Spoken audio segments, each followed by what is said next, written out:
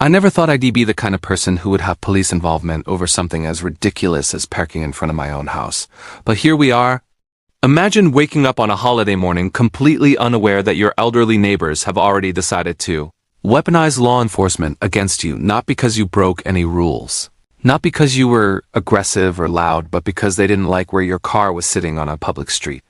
This is the story of how a pair of miserable, control-obsessed neighbors turned a non-issue into a full-blown obsession, lied about police threats, involved officers multiple times, and somehow still managed to embarrass themselves at every turn.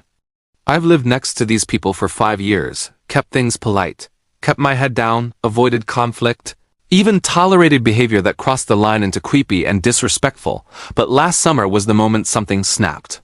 When someone shows you who they are, especially when they feel entitled to control your space, your movements and your peace, you eventually stop pretending it's fine. What started as a quiet attempt to keep the peace turned into a masterclass in how quickly small, entitled people unravel when their fake authority is challenged by calm, legal, and very deliberate resistance. This isn't a story about rage or screaming matches, it's about patience, boundaries, and the kind of petty that doesn't break laws, only egos. When I first moved into this neighborhood 5 years ago, I genuinely believed I had lucked out. It was quiet, suburban, the kind of place where people nodded politely and kept to themselves. My partner and I weren't loud. We didn't throw parties. We worked, came home, and lived our lives without bothering anyone.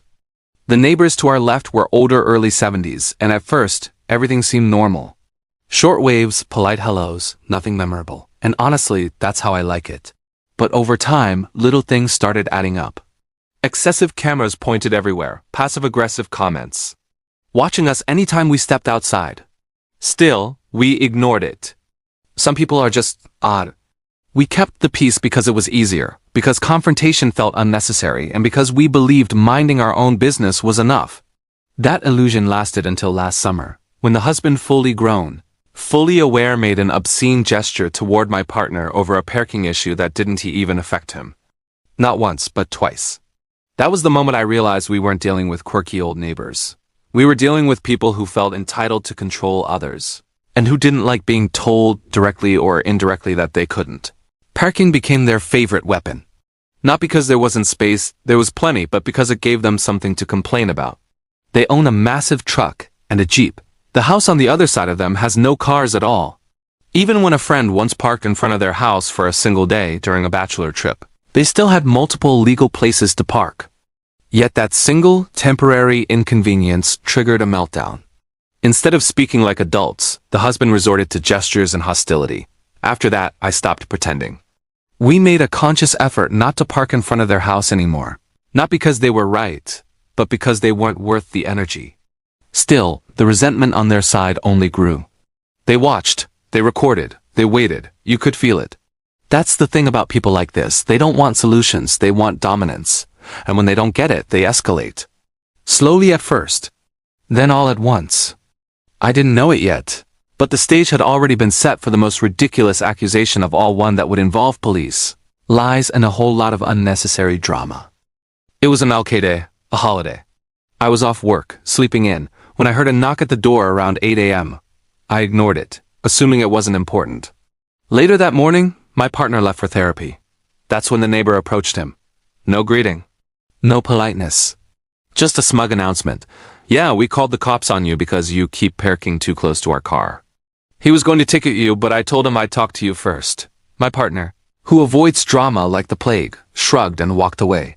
When he told me hours later, nothing about the story made sense. I wasn't parked illegally. I wasn't close to their car. There was at least 2 feet of space. I was parked in front of my own house, by our apron, on a public street. If a ticket were coming, it would have already happened. Or there would have been a notice, or something official. Instead, there was just a story. And the more I thought about it, the clearer it became. This wasn't about parking. This was intimidation. And I was done pretending it wasn't. So I did something small, legal, deliberate. I went outside and moved my car slightly closer, still legal. Still in front of my own house, but now there was about a foot of space between us. Nothing aggressive, nothing unlawful. As I closed my car door, I threw up a peace sign and leaned my hip toward their house. I knew the cameras would catch it. They record everything. That gesture wasn't for them, it was for me. A quiet line drawn in the sand. Then I did something even better. I called the non-emergency police line and asked to speak with the officer who had supposedly come to my house earlier. I told him the story. He laughed, actually laughed. Then sighed. He told me he was never going to ticket me and that when he spoke to my neighbor, the man was already angry and grumpy. No violation, no warning, no issue. They even offered to do house checks for us since we're leaving for our honeymoon soon. In that moment, everything clicked. The power my neighbors thought they had? It never existed. A few hours later, predictably, there was a police car in front of their house again. They had called once more. This time, they showed video footage trying to claim I flipped them off instead of giving a peace sign. Thankfully, the officer wasn't an idiot. He knew the difference. Eventually, he came to our door. I invited him in. I explained everything calmly. The obscene gestures, the lies, the fear-mongering, the false threats of tickets. I made it clear that I understood he was just doing his job and being used as a middleman. I also made it clear that I was done pandering. I wasn't doing anything illegal. I wasn't harassing anyone. I was parking in front of my own home. The officer listened. Then he said something that sealed it for me. He alluded that I should keep doing exactly what I was doing as long as it stayed legal, and I agreed. We thanked each other. He left. The difference this time was clear. The situation was documented and their behavior pattern was obvious. What my neighbors didn't realize is that the police already knew them. Very well. They call constantly for nonsense. Other neighbors have had issues too. The family to our right who are brown have dealt with racial hostility and threats from the same couple. They've had to call the cops themselves. So when my neighbors tried to paint me as the problem, it didn't stick. This wasn't a one-off misunderstanding. It was a long-documented pattern of harassment. That realization was strangely freeing. I wasn't angry anymore. I wasn't reactive. I was calm. If they wanted to keep calling the police over illegal behavior, that was their choice. Eventually, it stops being a nuisance and starts being harassment, and that comes with consequences. I decided then that if it continued, I would stop opening the door and pursue a formal harassment or restraining order. No yelling, no drama. Just process, boundaries, paper trails. Sometimes the most effective response isn't loud, it's boring, consistent, and legally airtight. From that day forward, I parked exactly how I wanted. Always legal, always calm, always in front of my own house. About a foot away, nothing more, nothing less. And I could almost feel their blood pressure rising every time they looked out the window. The thing about people who thrive on control is that when you stop reacting emotionally, they unravel on their own. I work from home. I'm not going anywhere. And in a strange way that gave me peace. Not because I enjoyed conflict, but because I finally stopped bending for people who never deserved it. We planned to move in a year or two anyway. Until then, I refused to shrink myself to keep others comfortable when they've shown nothing but disrespect. Peace doesn't mean submission. And boundaries don't make you the villain, especially when you're doing nothing wrong. Not all neighbors are like this. Most people just want to live their lives quietly. But every once in a while, you end up next to someone who mistakes intimidation for authority and persistence for power. This experience taught me something important. You don't have to be loud to stand your ground.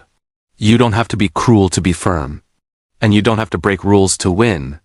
Sometimes the most satisfying outcome comes from staying calm, staying legal, and letting people expose themselves. If they keep calling the cops, it only strengthens my case. If they keep filming, it only documents their obsession. And if they keep watching my car parked peacefully in front of my own house, well, that's their problem, not mine.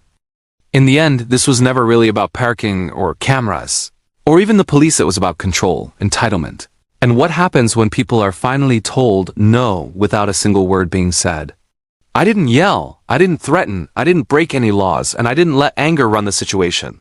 I simply stopped shrinking myself to make unreasonable people comfortable. And that's the part they couldn't stand. Some neighbors thrive on drama because it gives them a sense of importance. But when you take that fuel away and replace it with calm boundaries and documentation, the entire game changes.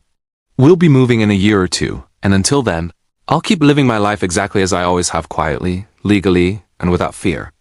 If they keep calling the cops, it only builds a record. If they keep watching, that's their choice. Peace doesn't mean letting people walk all over you, and standing your ground doesn't make you the bad guy. Sometimes the most powerful response isn't confrontation, it's consistency. And if a single legally parked car can unravel someone's sense of control, then maybe the problem was never the parking spot at all.